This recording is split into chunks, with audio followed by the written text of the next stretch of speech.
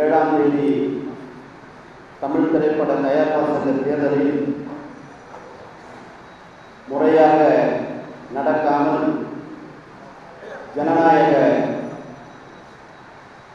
ஜனநாயகத்தையே கேவலப்படும் வண்ணம் 2 நீதியரசர்கள் நடந்து கொண்டார்கள்.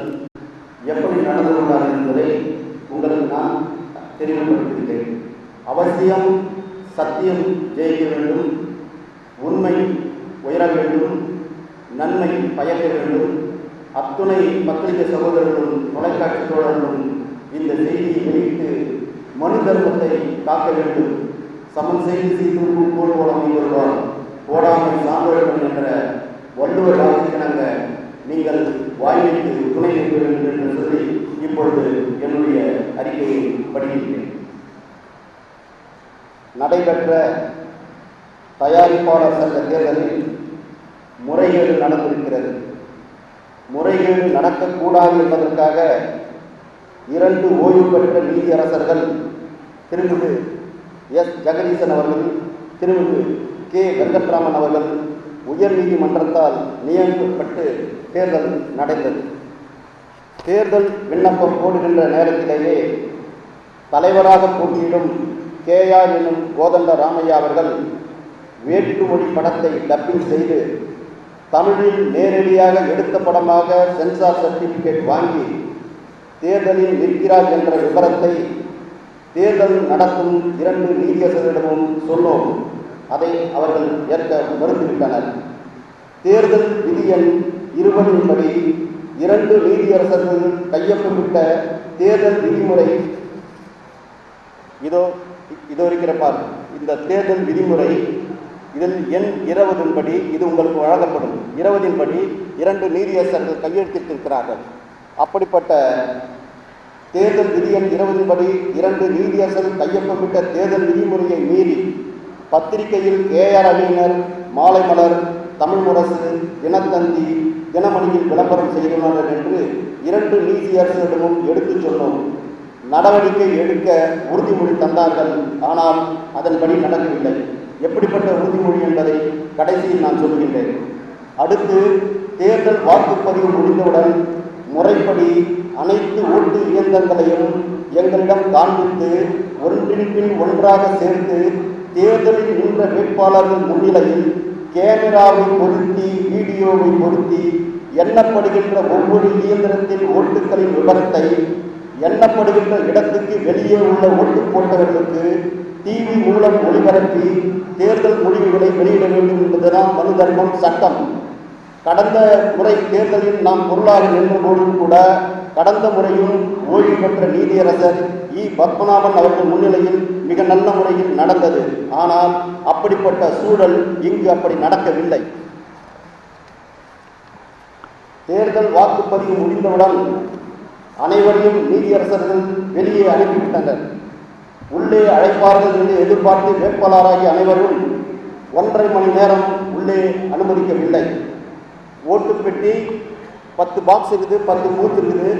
ஒவ்வொரு பூத்துலேயும் ஒவ்வொரு ஓட்டுடைய லேப்டாப்பை ஓப்பன் பண்ணி எங்களுக்கு முறையாக காண்பித்து சீல் வைக்க வேண்டும். அப்படி சீல் வைத்த பிறகு 10 பெட்டியும் சீல் வைத்த பிறகு 2, 3, 5, 10 நிமிடங்கள் கழித்து திரும்பவும் எங்களிடம் வந்து அதை ஓப்பன் பண்ணி எங்களிடம் கையெழுத்து வாங்கி காண்பிக்க வேண்டும். அப்படி காண்பித்த பிறகுதான் ஓட்டு எண்ணப்படும். ஒவ்வொரு பூத்திலையும் இந்த 1ஆம் நம்பர் பூத்தில் இவ்வளோ ஓட்டு, 2ஆம் நம்பர் பூத்தில் இவ்வளோ ஓட்டுன்னு 10 பூத்து எண்ணி கடைசியாக 11ஆவது கட்டத்தில் தான் ஒட்டுமொத்த கூட்டுத்தொகையை சொல்லி இவர் வெற்றி பெற்றார், அவர் தோல்வியுற்றார் என்று சொல்ல வேண்டும். ஆனால் அப்படி எதுவுமே நடக்கவில்லை. ஜனநாயக படுகொலையை செய்தார்கள். தேர்தல் வாக்குப்பதிவு முடிந்தவுடன் அனைவரையும் நீதியரசர் வெளியே அனுப்பிவிட்டார். உள்ளே அழைப்பார்கள் என்று எதிர்பார்த்து வேட்பாளராகிய அனைவரும் 1.5 மணி நேரம் உள்ளே யாரையும் அனுமதிக்கவில்லை. எனது வழக்கறிஞரையும் வெளியே அனுப்பிவிட்டார். அதே சமயம் ஒளிப்பதிவு செய்திருந்த வீடியோவும் டிவியும் ஒளிபரப்பாமல் துண்டிக்கப்பட்டது, ஆஃப் செய்யப்பட்டது. 1.5 மணி நேரத்துக்கு பிறகு தலைவர் பதவிக்கு போட்டியிட்ட என்னையும் KRயையும் நீதியரசர்கள் அழைத்தார்கள். ஒவ்வொரு வாக்குப்பதிவான இயந்திரம் 10 இயந்திரத்தையும் தனித்தனியாக காட்டி எவ்வளவு ஓட்டு என்று காண்பிப்பார் என்று உள்ளே சென்றேன். ஆனால் பெருத்த ஏமாற்றம். உள்ளே சென்றவுடன் நீதியரசர்கள் இருவரும் ஒரு டிவி மானிட்டரை காண்பித்து கேஆர் வெற்றி பெற்றார், நீங்கள் தோல்வி அடைந்தீர்கள் என்று 10 வாக்குப்பதிவு இயந்திரத்தை திறந்து காட்டாமல், ஓட்டு எண்ணப்படாமல், ஒரு ஜனநாயக முறைப்படி நடக்காமல் மோசடி அறிவிப்பை வெளியிட்டு காண்பித்தார்கள். எனக்கு பேரதிர்ச்சி. வேட்பாளராக என்னையும் என்னை சார்ந்தவர்களையும் அழைக்காமல் 10 வாக்குப்பதிவு இயந்திரத்தில் உள்ள ஓட்டுக்களை எண்ணாமல் அறிவிப்பது செய்து சரியா சார், முறையா சார் என்று வாதிட்டேன். திரும்பவும் அனைத்து 10 வாக்குப்பதிவு இயந்திரத்தை திறந்து வாக்குப்பதிவான வாக்குகளை காண்பிக்க அனுமதி அளிக்க வேண்டும் மன்றாடினேன். அதற்கு நீதியரசர் இருவரும் மறுத்து வெளியே போங்க, போய் கூட்டில் போய் பார்த்துங்கன்னு சொன்னாங்க. கண்ணீருடன் நீதியரசர்கள் வந்து வெளியேறினேன். எனக்கு நேர்ந்த நிலைமைதான் என்னோடு சேர்ந்து போட்டியிட்ட பொருளாளர், செயலாளர்கள், துணைத் தலைவர்கள் 50க்கும் ஏற்பட்டது.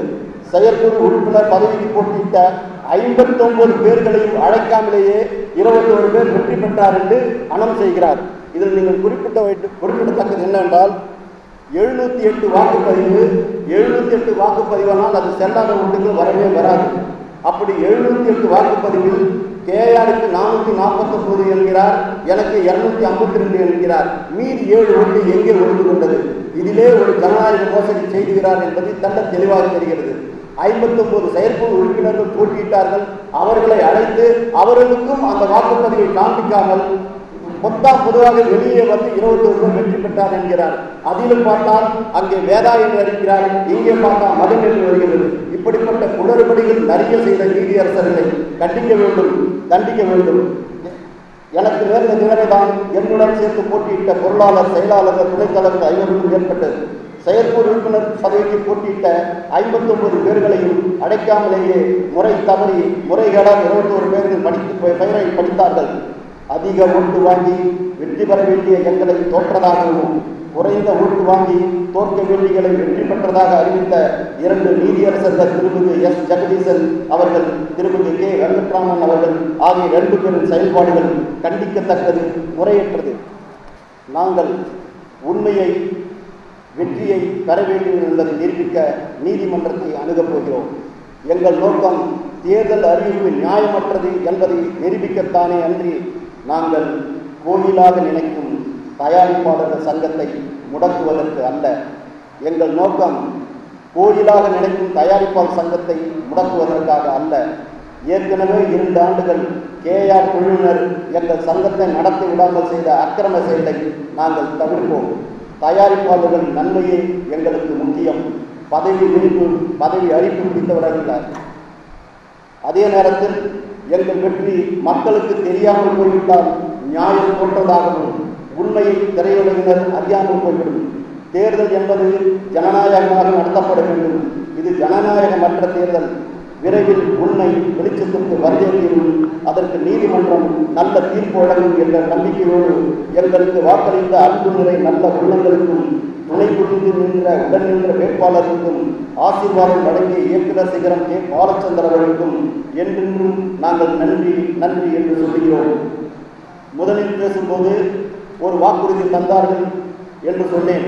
அந்த என்ன வாக்குறுதி என்றால், ஐயா ஒரு கடிதத்தை தருகிறோம், எங்கள் வழக்கறிஞர் சொன்னோம், இந்த மாதிரி பேப்பரில் விளம்பரம் போட்டிருக்கிறார்கள், அந்த மாதிரி விளம்பரம் போடுவதற்கு எங்களுக்கு வாய்ப்பு இல்லாமல் போய்விட்டது. எங்களுக்கு ஒன்று நீங்கள் தேர்தலை தள்ளி வையுங்கள், இல்லை என்றால் இப்படிப்பட்ட விளம்பரம் செய்தவர்களை கண்டியுங்கள் என்கிறார். அங்கிருந்து கேஆருடைய வக்கீல் சகாதேவனுக்கு நீதியரசர்கள் மாறி மாறி ஃபோன் செய்கிறார்கள். அவர்கள் ஃபோனை எடுக்கவில்லை. கேஆர் நம்பர் தருகிறேன், கேஆர் நம்பர் ஃபோன் செய்கிறார்கள், கேஆர் நம்பர் எடுக்கவில்லை. உடனே 2 பேரும் முடிவெடுக்கிறார்கள். தானு சார், தேனப்பன், உங்கள் வக்கீலோட வந்திருக்கிறீங்க, இப்போ ஒரு செய்தியை சொல்லுவேன், ஆனால் சத்தியமாக நீங்கள் சொல்லக்கூடாதுன்னாரு. அங்கேயே என்னுடைய பொட்டு மீது சத்தியம் சார், நான் சொல்ல மாட்டேன், சொல்லுங்க என்ன. அப்போ அவர் சொன்னார், இது தப்பான ஒரு விளம்பரத்தை அவங்க கொடுத்துருக்குறாங்க. இந்த விளம்பரம் கொடுக்குறது இந்த மாதிரி விதியம் 20 மீறி நடந்து நீங்கள் நாங்கள் கோர்ட்டு போனால் கூட நாங்கள் பதில் சொல்ல வேண்டி வரோம். நாங்கள் தேர்தல் அறிவிப்பை நாங்கள் வெளியிட மாட்டோம். தேர்தல் அறிவிப்பு நாங்கள் எங்களுக்கும் தெரியாது, அப்படியே மூடி வைத்துவிட்டு சீல் வைத்துவிட்டு சுதாகர் ஜட்ஜி உயர்நீதிமன்றத்தில் இந்த ஓட்டுப்பதிவு இயந்திரத்தையும் எங்கள் கடிதத்தையும் ஒப்படைப்போம். அதில் என்னவென்று எழுதியிருக்கும் என்றால், தேர்தல் விதியின் 20 மீறி இவர்கள் விளம்பரம் செய்ததால் இந்த 27 பேர் டிஸ்குவாலிஃபை பண்ணணும், அப்படி இல்லைன்னா நீங்கள் தீர்ப்பு வழங்கணும்னு சொல்லி அவர்கிட்ட ஒப்படைச்சிடுவோம்னு சொல்லி சத்தியம் வாங்கினார். எப்பொழுது அவர் ஓட்டு எண்ணிக்கை வெளிப்படுத்தினாரோ அந்த சத்தியத்தை நானும் மீறி உங்களுக்கு சொல்லுகின்றேன். என் நெற்றி பொட்டு சத்தியமாக இது நடந்தது. என்னுடைய 3 குழந்தைகளை தாண்டுகிறேன். நீதி அரசர்கள் அப்படி தாண்டுவார்களா என்று கேட்டுக்கொள்ளுங்கள். இப்படிப்பட்ட ஜனநாயக படுகொலை அவர்கள் செய்கிறார்கள். ஏன் 10 ஓட்டு மிஷினை ஓப்பன் பண்ணி காமிக்க வேண்டியதானே? எத்தனை பேர் ஃபோன் பண்ணுறாங்க, ஐயா நீங்கள் இந்த தடவை வந்தீங்கன்னா இந்த சங்கத்தில் இருந்து எல்லா நன்மை செய்வீங்க, நிலத்தை வாங்கி தருவேன், ஒவ்வொரு பண்டிகைக்கும் பணம் தருவேன், என்ன வேணாலும் இங்கே எங்களுக்கு ஒரு மரியாதை கிடைச்சி.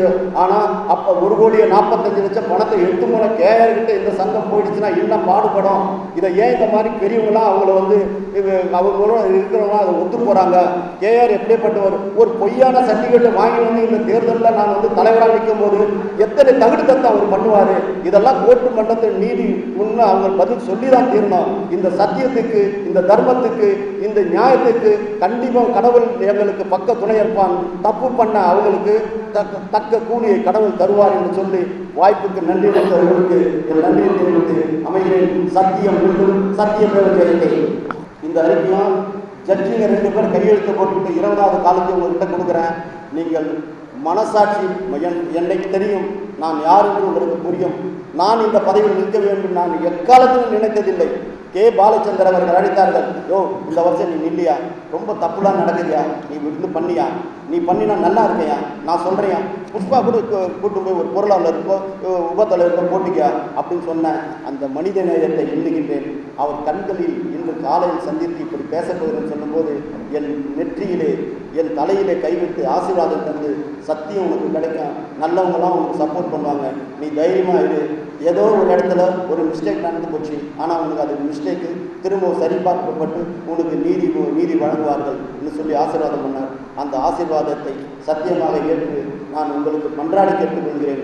தவறானவர் கையில் சங்கம் போய்விட்டால் சங்கம் அழிந்துவிடும். நான் ஏற்கனவே சொன்னேன், அங்கே சேம்பரிலேயே தமிழ் குடிப்பட தயாரிப்பாளர் சங்கத்திலே TR சுந்தரமும் SS வாசனும் AV Meiyappa செட்டியாரும் TR சுந்தரமும் Vahini ரெட்டியாரும் சேர்ந்து உருவாக்கிய சங்கம் இப்பொழுது பாழ்பட்டு கொண்டிருக்கிறது. அந்த பாழ்பட்டதை தடுத்து நிறுத்த வேண்டும். அதே நேரத்தில் 100ஆண்டு விழா கொண்டாடும் இந்த நாளில் நாங்கள் பொறுப்பில் இல்லாவிட்டாலும் தமிழக அரசுக்கும் தமிழ்நாட்டு முதலமைச்சருக்கும் நாங்கள் சிறப்பான சேவையை செய்து இந்த 100ஆண்டு விழா வெற்றியடைய நாங்களும் ஒத்துழைப்போம் சொல்லி நன்றி அமைக்கிறேன். நன்றி, வணக்கம்.